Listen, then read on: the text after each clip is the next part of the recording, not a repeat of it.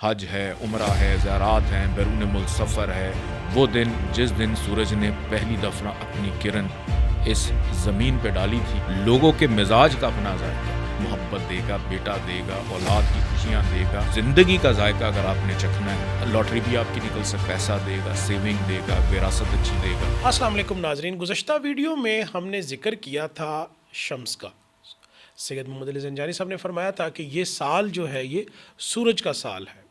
بہت سارے آپ لوگوں میں سے کویسچن کرنے والے تھے، میں نے سوچا میں اس پہ ایک پراپر ویڈیو کرتا ہوں اور زنجانی صاحب سے خود پوچھیں گے کہ سورج کو تھوڑا سا ایلیبوریٹ کریں، یہ کس طرح مختلف لوگوں پہ اثر انداز ہو سکتا ہے اور یہ اتنی بڑی چیز کیسے ہے؟ بہت شکریہ بخیر صاحب آپ کا۔ دیکھیں، شمسی توانائی کا آپ نے سنا ہے اور آج کل ہم لوگ دیکھ بھی رہے ہیں جی کہ وہی ایک شمس ہے، وہی ایک سورج ہے جو انسانی وجود کے اندر وائٹامن ڈی کو پیدا بھی کرتا ہے، اور وہی ایک سورج ہے جو آپ کی فصلوں کو بھی اگاتا ہے، وہی ایک سورج ہے جو آپ کے نماز کے اوقات بھی آپ کو بتا رہا ہوتا ہے، وہی ایک سورج ہے جسے اب ہم سولر پینل کے تھرو سولر انرجی جو ہے وہ لے رہے ہیں کہ پوری دنیا اب سولر انرجی کی طرف شفٹ ہوتی جا رہی۔ یہی سورج جو ہے پانی کے اوپر اپنی کرنوں کو پھینکتا ہے اور جی اس کی گرمی سے، اس کی تپش سے بخارات بنتے ہیں، بادل بنتے ہیں اور بادل برستے ہیں، اور ہمیں یہ لگتا ہے کہ ہر ایک قطرے کے ساتھ فرشتہ جو ہے پیدا ہو رہا ہے۔ اب یہ ایک سورج، اور واہ اس واہ، سورج کی کتنی افادیت، اور ہر شخص اس کو اپنے مزاج کے مطابق استعمال کر بھی رہا ہے، اس سے فوائد بھی لے رہا ہے۔ اور اسی طرح بخاری صاحب، سورج جو ہے جب پھلوں پہ اپنی روشنی کو ڈالتا ہے، اپنی توانائی کو ڈالتا ہے،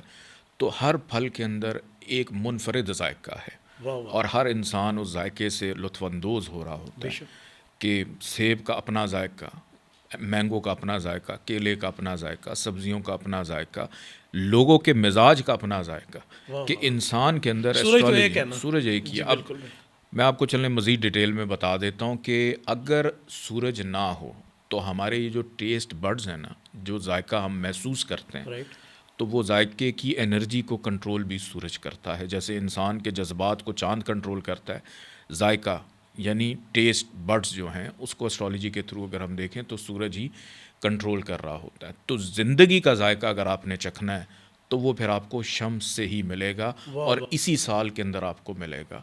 اب شمس کرتا کیا؟ اگر آپ کو اپنا ذائچہ پتہ ہے، جس کے ذائچے کے پہلے گھر میں شمس موجود ہو اس کو دلیری دیتا ہے، حوصلہ مندی دیتا ہے کہ کوئی بھی کام اگر کرنا ہو خوش دلی سے کرتا ہے۔ ذائچے کے دوسرے گھر میں ہوگا پیسہ دے گا، سیونگ دے گا، وراثت اچھی دے گا۔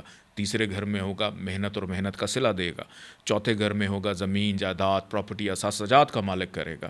پانچویں گھر میں ہوگا محبت دے گا، بیٹا دے گا، اولاد کی خوشیاں دے گا، لاٹری بھی آپ کی نکل سکتی ہے۔ چھٹے گھر میں اگر موجود ہے ذائچے میں، بیماریوں سے دور رکھنا، قرض سے دور رکھنا، حاسدین سے دور رکھنا، نظر بد سے دور رکھنا۔ ساتویں گھر میں ہوگا تو اچھا شریک حیات ملے گا، اچھا شراکت دار ملے گا، روزمرہ کی انکم آمدن میں اضافہ رہے گا۔ آٹھویں گھر میں ہوگا تو وراثت میں آپ لینڈ لارڈ بھی بن سکتے ہیں، نا امیدی کو دور کرے گا، مشکلات کو دور کرے گا، ناگہانی حادثات سے بھی آپ کو بچائے گا۔ نویں گھر میں ہوگا، حج ہے، عمرہ ہے، زیارات ہیں، بیرون ملک سفر ہے، والد کے ساتھ تعلقات اچھے کرنا، مقدر بخت کو بہتر رکھنا، نصیب کو بہتر رکھنا، آج کا کام کل پہ نہ جائے۔ دسویں گھر میں ہوگا تو حکمرانی دیتا ہے، اقتدار دیتا ہے، عزت دیتا ہے، رتبہ دیتا ہے۔ گیارہویں میں ہوگا تو خواہشات کی تکمیل ہوں، گینز دیتا ہے، اچھے مخلص دوست دیتا ہے، کمیونٹی بلڈنگ آپ کی اچھی ہوتی ہے، سوشل نیٹ ورکنگ آپ کی بہت اچھی۔ بارہویں گھر میں ہوگا تو بیرون ملک سیٹلمنٹ دیتا ہے، امیگریشن دیتا ہے، اخراجات کے اندر کمی دیتا ہے۔ تو یہی وہ وقت ہے کہ جس کے اندر ہم ان تمام فوائد کو اگر حاصل کرنا چاہتے ہیں تو ہمیں اس شرف شمس سے فائدہ اٹھانا ہے۔ اور وہ دن نوروز کا دن، وہ دن جس دن سورج نے پہلی دفعہ اپنی کرن اس زمین پہ ڈالی تھی اور اس زمین پہ حرکت آئی تھی، تو اگر اس وقت سے ہمیں فائدہ اٹھانا ہے تو ہمیں شرف شمس کی جو لا ہے وہ اپنے پاس رکھنی ہے، تاکہ آنے والے 10 سال ہمارے لیے اسی طرح سورج کی طرح چمکتے دمکتے رہیں، اور دینے والی ذات اللہ کی ہے۔ بہت شکریہ۔